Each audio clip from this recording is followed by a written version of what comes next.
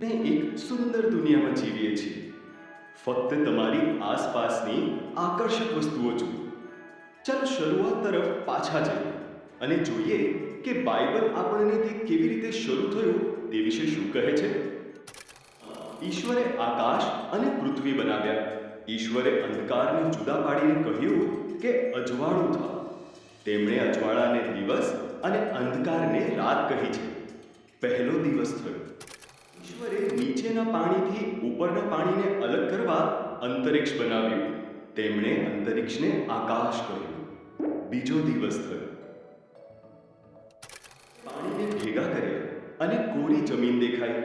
તેમણે જમીનને ભૂમિ અને પાણીને સમુદ્ર કહ્યું. પછી તેમણે ઘાસ અને તેના જેવા છોડ, અનાજ અને ઝાડ બનાવ્યા. ત્રીજો દિવસ થયો.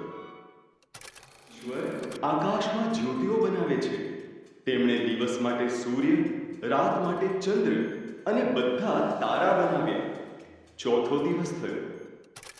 પાણીમાં માછલીઓ તરતી મૂકી અને આકાશમાં પક્ષીઓ ઉડતા કર્યા.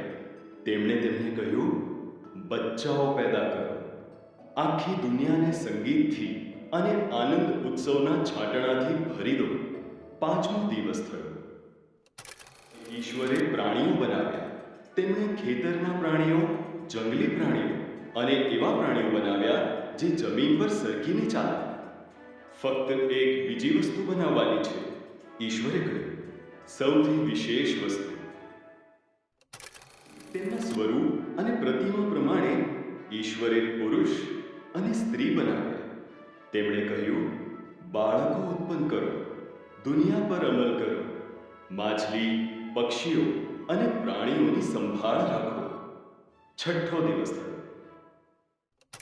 ઈશ્વરે તેમણે બનાવેલી દરેક વસ્તુ પર નજર નાખી. તે ખૂબ સારું છે, તેમણે કહ્યું. તેથી સાતમા દિવસે તેમણે આરામ કર્યો અને તે દિવસને વિશેષ બનાવ્યો. સાતમો દિવસ થયો.